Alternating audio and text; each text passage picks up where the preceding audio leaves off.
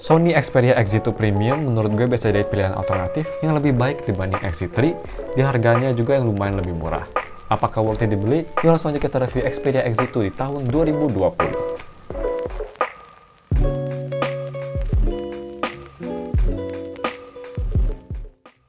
Halo guys, semoga teman dari Staff dan mari kita langsung aja review si Sony Xperia XZ2 Premium. Seperti biasa, mari kita bahas dulu si harga dan speknya. Untuk harganya sendiri kalian bisa beli di harga 3,1 juta untuk yang batangan atau 3,3 juta untuk yang full set, tapi ini full setnya tuh full set OEM. Jadi aksesorisnya brandnya bakal beda-beda. Terus ini tuh yang varian RAM 6GB dan internal storage sebesar 64GB yang support single SIM plus micro SD. Seperti biasa, kalau kalian beli HP ini, gue bakal taruh link pembeliannya di deskripsi. Dan untuk harga segitu kalian dapat spek pakai chipset Snapdragon 845 dengan fabrikasi sebesar 10 nm, layar 5,8 inci, 4K IPS LCD display dengan PPI sebesar 765. Ini tuh 16:9 ya guys aspek rationya. Jadi lebih besar daripada HP biasanya yang 5,8 inci di tahun 2020. Udah support UFS 2.1, NFC support, stereo speakers, wireless charging, dan juga punya baterai sebesar 3540 mAh baterai yang bisa quick charge sampai 3.0 atau fast charging 18 watt. Oke, so untuk si desain displaynya, ini tuh kualitas build-nya emang di tahun 2020 pun masih kerasa premium banget. Jauh lebih premium daripada HP baru di harga yang sama yang pastinya. Untuk desainnya sendiri sih, ini sebenarnya gue lumayan suka. Gue personal emang huge fan sama XZ series design kayak XZ2 Premium sama XZ3, gue lumayan suka, jadi nggak ada bedanya juga di XZ2 Premium. Si bodi belakang dia terbuat dari kaca yang pastinya udah dibalut sama Gorilla Glass 5 sama kayak kaca depannya, dan sampingnya terbuat dari frame metal aluminium. Cuma memang ini beratnya tuh kerasa lumayan berat. Beratnya tuh ini di sekitar 236 gram, jadi bisa dibilang ini beratnya tuh sekitar 70 gram lebih enteng daripada iPad mini yang besarnya tuh sebesar ini. Jadi kalian bisa ngebayangin XZ2 Premium memang premium banget, saking premiumnya kerasa lumayan berat. Gak cuma itu juga, ini bodinya emang kerasa lebih besar karena aspek rasionya yang 16:9 dan juga lumayan tebal daripada HP kayak XZ2 atau XZ3. Sedikit lebih tebal. Tapi overall ini kerasa solid banget kok. Cuma ya sedikit keberatan aja menurut gue. Oke, dan untuk si posisi fingerprintnya juga ini kayak XZ2 banget. Rada kagok sih di bawah kamera, tapi yang penting ini performance-nya masih cukup bagus. Walau bukan yang tercepat ini speednya, tapi udah cukup akurat dan reliable. Untuk LED notifikasi, dia juga punya posisinya di atas kiri sebelah earpiece yang dia itu notifikasi berwarna. Terus juga dia udah ada NFC-nya pastinya. Kalau misalnya kita ke belakang, di sini bisa kita lihat logo NFC-nya di atas kamera. Dan kalau misalnya kita coba tes ke kartu GTO, tinggal scan ke belakang. Dia langsung kegetar, membaca kartu, dan langsung ketahuan saldonya berapa. Lumayan akurat juga, tapi memang ini gak seakurat Galaxy S9 ya guys. Sedikit kanan, sedikit bisa kanan enggak. Kalau di S9 tuh selalu bisa. Tapi at least dia udah bisa baca NFC, which is pretty nice. Dan juga dia itu untuk kualitas layarnya sendiri, ini walaupun hanya LCD bukan AMOLED nggak kayak XZ3, tapi kelihatan kalau ini tuh LCD panel kelas premium. Overall gambar yang pastinya kelihatan bagus, super sharp, dengan warna netral, kontras dan viewing angle juga ini lumayan oke. In summary, ini masih jauh lebih bagus dibanding HP baru zaman sekarang dan bisa bersaing dengan HP X flagship lainnya yang pakai AMOLED sekalipun kayak XZ3 atau S9. Bisa bersaing ya guys, bukan berarti lebih baik, tapi ya masih bisa bersaing lumayan bagus. Cuma sayangnya ini memang si full brightness-nya. Ini tuh kurang terang, jadi memang pemakaian di bawah sinar matahari sedikit lebih sulit dilihat dibanding HP X flagship lainnya yang pakai panel AMOLED kayak Galaxy S9 atau Xiaomi Mi 8. Tapi bukan berarti ini nggak usable, masih cukup usable kok. Cuma memang butuh extra effort untuk pakai HP ini di luar dibanding HP tersebut yang tadi gue sebutin. Dan yang terakhir untuk si touch delay-nya, ini tuh gue nggak ngerasa touch delay pastinya. Ini super smooth banget sama seperti HP Sony yang lainnya. Memang HP Sony itu mau HP yang paling murah pun di zaman sekarang kayak X Compact atau X Performance sampai HP mahal kayak XZ2 Premium sekalipun, semuanya tuh gue overall nggak pernah ngerasa sama sekali adanya touch delay ataupun multitouch issue. Dipakai ngetik keyboard atau scrolling aplikasi, semua masih kerasa super smooth. Oke, dan selanjutnya mari kita bahas si audio quality-nya. Yang pertama mari kita bahas audio quality via headphone jack, atau sayangnya lebih tepatnya via lack of headphone jack. Karena XZ2 tuh tren yang dimulai Sony tanpa adanya headphone jack. Untungnya Sony nge-revive lagi ya guys headphone jacknya di Sony Xperia One dan Xperia One Mark II. Tapi ada XZ2 Premium, sayangnya nggak ada headphone jack sama kayak lineup XZ yang lainnya. Jadi gue bakal bahas si kualitas audio via Bluetooth aja. Dan ini kualitas audio Bluetooth-nya menurut gue overall suaranya mirip atau kayak ini sama persis dengan Exit 2. Karena gue udah rada lupa sama kualitasnya, tapi kalau nggak salah ini mirip banget. Malahan sama. Overall punya suara yang lebih ke warm, dengan vokal yang jernih, dan soundstage yang cukup luas. Si volumenya juga ini punya banyak step, jadi bisa keras banget, bisa benar-benar detail banget ngatur volumenya. Dan untuk si kekerasan volumenya ini juga bisa keras banget. Jadi kalau ngedrive headphone-nya lumayan berat pun, kayak yang punya power sekitar 60 sampai 80 ohm, menurut gue masih bisa di drive lah. Dan untuk si speakernya ini salah satu yang gue suka banget dari lineup Sony. Dia itu gak cuma stereo speaker tapi front facing. Yang menurut gue di tahun 2020 sekalipun masih jarang banget HP yang ngimplementasi fitur tersebut. Tapi ya balik ke fiturnya atau ke kualitasnya, yang pastinya ini kualitas speakernya menurut gue sudah sangat impresif banget. Malahan bisa lebih bagus daripada HP flagship zaman sekarang kayak Poco F2. Exit 2 Premium tuh punya suara yang sangat jernih dan bassy si vokalnya. Dengan mid-range dan separasi instrumennya bagus, soundstage yang luas, dan yang pastinya dia punya bass yang netral. Yang personal gue lebih suka. Untuk sound signature ini cenderung ke arah balance. Dan yang gue suka juga ini dia itu si volume step-nya ada banyak. Jadi kalian bisa ngatur spesifik banget sama kayak di headphone atau audio quality dari headphone jack-nya atau Bluetooth audio. Sama di speaker juga kalian bisa ngatur secara detail banget. Yang personal gue lebih suka, yang artinya juga ini kekerasannya atau full volumenya bisa keras banget tanpa ada distorsi yang noticeable. Ya gue bisa bilang Xperia Exit 2 Premium di harganya ini one of the best atau enggak paling bagus kualitas speakernya yang pernah gue dengerin. Tapi untuk lebih detailnya ini dia kualitas speaker testnya.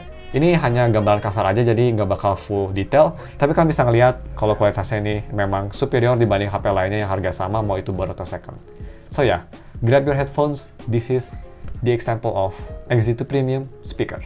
Check it out guys.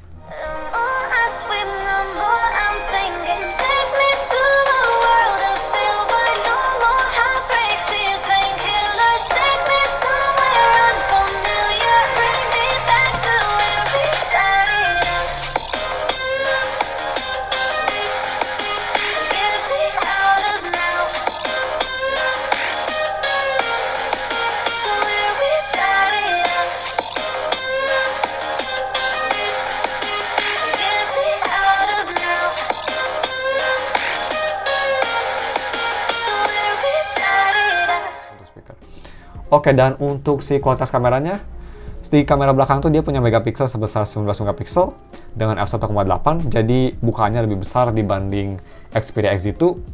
Dan juga kamera keduanya yang berperan sebagai black and white sensor yang punya megapiksel sebesar 12 megapiksel dengan f1.6. Dan kalau misalnya kita switch ke depan, di sini ada front facing kamera yang punya megapiksel sebesar 13 megapiksel dengan f2.0 yang bisa nge-record video sampai resolusi 1080p di fps 30.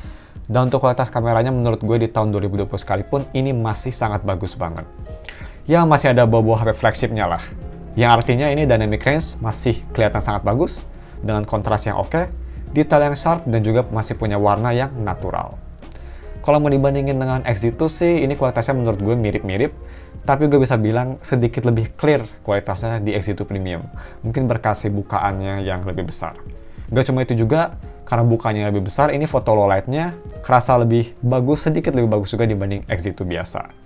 Foto malam harinya ditambah dedicated night mode, ini kerasa lebih sharp, jernih, punya noise yang sedikit, dan masih bisa mempertahankan warna yang cukup baik. Selanjutnya untuk kualitas foto selfie, ini sebenarnya nothing special sih.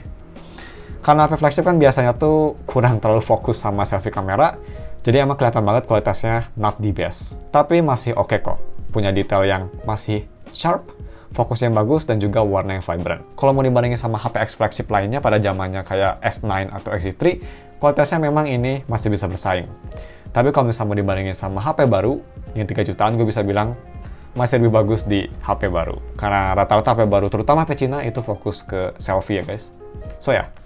Dan untuk si video decoding, kalau misalnya kita ke kamera, terus kita ke video, di sini dia itu bisa nge-record video sampai resolusi 4K di fps 30 atau Full HD di fps 60. Tapi kalau kalian ingin nyalain steady shot, jadi gambar itu bakal stabil banget kayak di gimbal, kalian hanya bisa di resolusi Full HD untuk intelligence active steady shot. Kalau misalnya di resolusi lainnya, kayak Full HD 60 fps atau 4K, dia hanya bisa standar steady shot. Tapi untuk yang gue bakal tes aja di resolusi Full HD 60 fps biar bisa ngelihat kualitas stabilisasi sama si motionnya smooth atau enggak, processingnya gimana. Jadi ya, check it out guys. Halo guys, ini video dari kuning pakai resolusi 1080p 60 fps. Kita nilai stabilisasinya.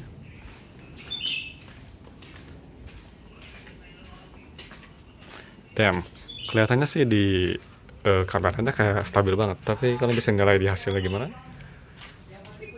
Kita coba fokusin ke tanaman.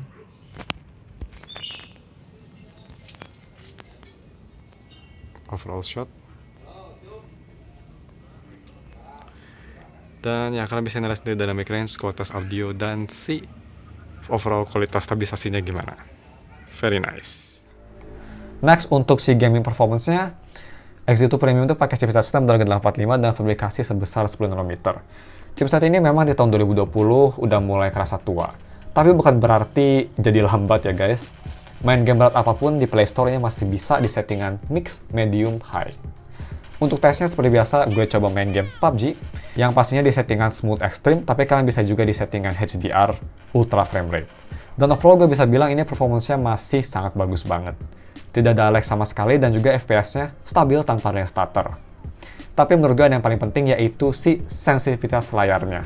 Yang menurut gue ini udah sangat sensitif, jadi reaksi tangan dan layar sangat akurat dan cepat. Yang artinya juga ini dipakai buat main game rhythm, kayak Bandori atau Lord 5 masih kerasa sangat responsif. Gue coba main game Bandori, di difficulty tinggi sekalipun dan overall gue nggak ngerasa ada touch delay ataupun audio delay. Gue bisa bilang main di Exynos Premium rasanya sama kayak main di iPhone. Yang seperti kalian tahu, HP Apple tuh selalu terbaik untuk game rhythm. Jadi overall menurut gue game performance-nya ini udah sangat bagus. Walau HP kadang-kadang suka sedikit panas kalau misal main game berat kelamaan, tapi at least ini frame rate-nya masih somewhat stabil. Dan untuk si UI experience-nya, kalau misal kita ke settings, terus kita scroll all the way to the bottom ke about phone, dan ke Android version, di sini bisa kita lihat dia punya Android version yang paling baru, udah di Android 10. Dan untuk security levelnya, kalau misalnya bisa kita lihat, untuk security levelnya sayangnya ini udah sedikit outdated di bulan Mei 2020. Tapi dibanding sama HP X flagship lainnya, ini masih lumayan baru lah. Dan ya, untuk UI-nya sendiri ini sebenarnya custom Sony.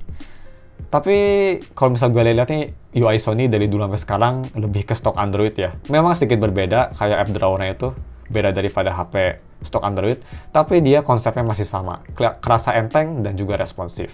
Oh ya, dan buat kalian yang penasaran, di Exynos Premium bisa ganti resolusi dari 4K, sayangnya gue udah lihat di setting, display setting, yaitu nggak ada settingan buat ganti resolusi. Tapi ya, untuk pemakaian sehari-hari ini masih kerasa super smooth dan responsif layaknya HP flagship. Gak cuma itu juga, berkat RAM yang lebih besar, 6GB, ngebuat Exynos Premium untuk multitasking aplikasi berat sekalipun masih kerasa smooth dan stabil.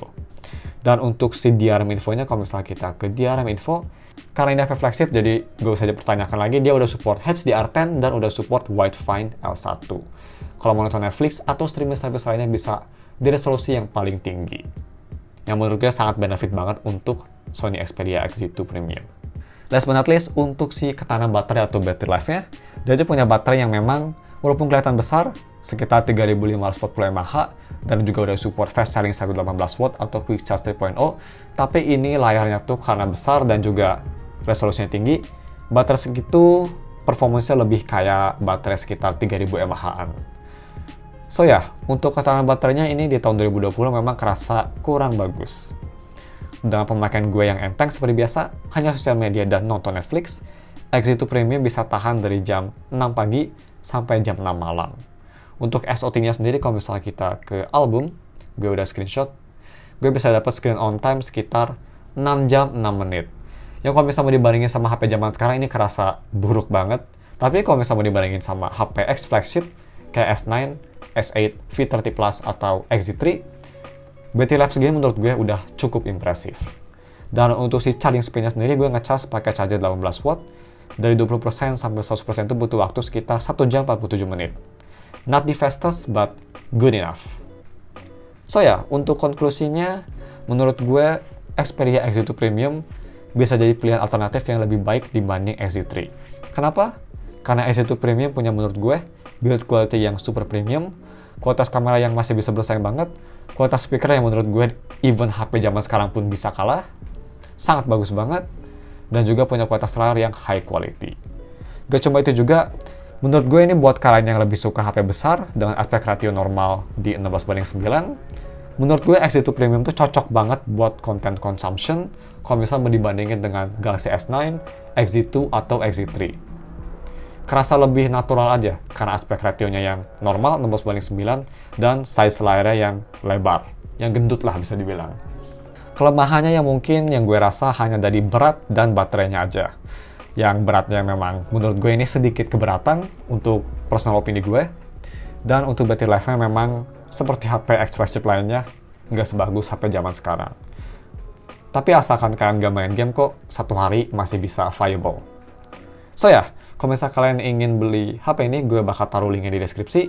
Tapi ya, cuma segitu aja video full reviewnya. Jangan lupa like dan subscribe kalau misalnya gue ada kesalahan atau ada fitur yang kelewat, mohon maaf. Dan juga kalau misalnya kalian ingin wallpaper yang ada di HP ini, atau lock screen sekalipun, gue udah taruh link wallpaper di deskripsi. Thanks for watching, we'll see you in another review. Bye. Fidget Spinner.